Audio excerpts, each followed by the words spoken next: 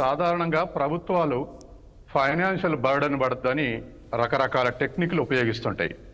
Notification ఇవ్వటం, పరీక్షలు జరపడం, ఎవరో ఒకరు కోర్టుకు పోతే అవి వాయిదా పట్టడం, లేదా ఇంటర్వ్యూలు అయిపోతే ఆర్డర్లు ఇవ్వడానికి మరికొంత టైం, ఇదంతా కూడా ఫైనాన్షియల్ బర్డన్ పడద్దని చెప్పేసి ఒక మన రాష్ట్రం కాదు, ఏ రాష్ట్రం అయినా ఈ టెక్నిక్స్ అప్లై చేస్తాయి ప్రభుత్వాలు. ప్రజలేమో సాటిస్ఫై కావడానికి నోటిఫికేషన్లు, ఇంటర్వ్యూలు, రిటర్న్ ఎగ్జామ్లు జరుపుతుంటాయి. ఫైనల్ ఆర్డర్ ఇచ్చే వరకల్లా అది దశాబ్దం కూడా పడతాయి. 13 ఏళ్ల కింద గ్రూప్ 1 రాసిన వాళ్ళు ఆర్డర్ కోసం 4 ఏళ్లు వెయిట్ చేసి 32 ఏళ్ల అప్పుడు సెలెక్ట్ అయితే 36 ఏళ్లు పూర్తి అయినట్టుగా ఆర్డర్ తీసుకున్నటువంటి వాళ్ళు ఉన్నారు, నాకు తెలిసినటువంటి పిల్లలు. కాబట్టి ఇవాళ రాష్ట్ర ప్రభుత్వం, ఏ పార్టీ అనేది పక్కకు పెడితే, ఈ రిక్రూట్మెంట్ చేస్తున్నాం అన్నప్పుడు దాన్ని అడ్డుకోకుండా మరొక నోటిఫికేషన్ కోసం డిమాండ్ చేస్తే బాగుంటుంది. ఉదాహరణకు ఉదాహరణకు ఒక్కటే ఇష్యూ, మిగతా అన్ని పొలిటికల్ పక్కకు పెడితే మనం ఈ టాపిక్ కి కాన్సన్ట్రేట్ చేయాలి.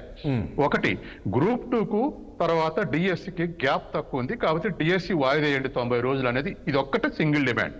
మిగతా అన్ని పక్క వాళ్ళు అల్లేయే మిగతా అన్ని, కానీ ఇది ఒక్కటే వాళ్ళ నిరుద్యోగులు అడుగుతున్నది. సహజంగానే ఒక స్టూడెంట్ యొక్క సైకాలజీ ఎట్లుంటది అంటే, ఎగ్జామ్స్ మధ్య గ్యాప్ ఉంటే సంతోషపడతారు. అది రెగ్యులర్ ఎగ్జామ్ అయినా, ఇవాళ ఎగ్జామ్ రేపు ఎగ్జామ్ ఉన్న దానికన్నా మధ్యన 1 డే గ్యాప్ ఉండే ఎగ్జామ్ పెడితే చాలా సంతోషపడతారు సైకలాజికల్ గా.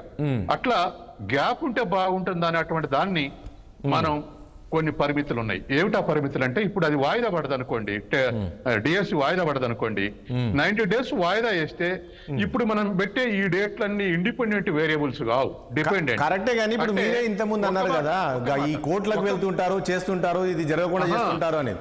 ఒక్క మాట చెప్పనియండి, ఇవాళ ఇదే ఈ డిఎస్సి వాయిదా వేస్తే 90 రోజులు, రేపు గ్రామ పంచాయతీ ఎలక్షన్స్ కి ఇది క్లాష్ కాదనే ఉంది.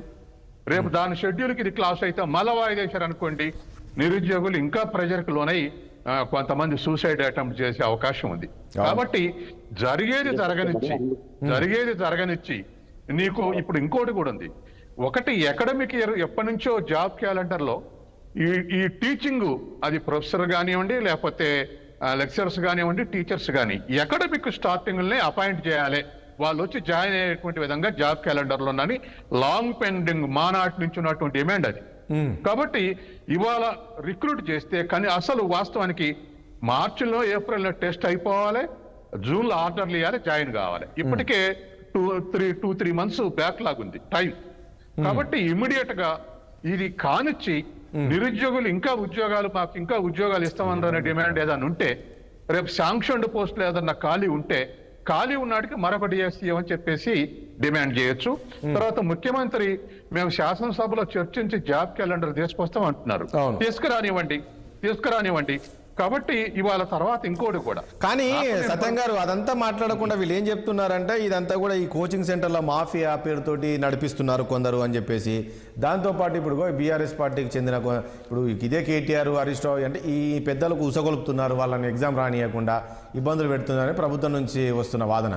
ఆ పరిస్థితి ఉందంటారా నిజంగానే? ఈ కోచింగ్ ఆ మాఫియా ఉందంటారా? ఖచ్చితంగా ఉందండి. గతంలో రైల్వే స్టేషన్ జరిగినటువంటి రైలు దాలబెట్టాలని చేసిన ప్రయత్నంలో ఎవరిది ఆఖరికి ఎవరు అరెస్ట్ చేశారు? కోచింగ్ యజమానిగా అరెస్ట్ చేసింది.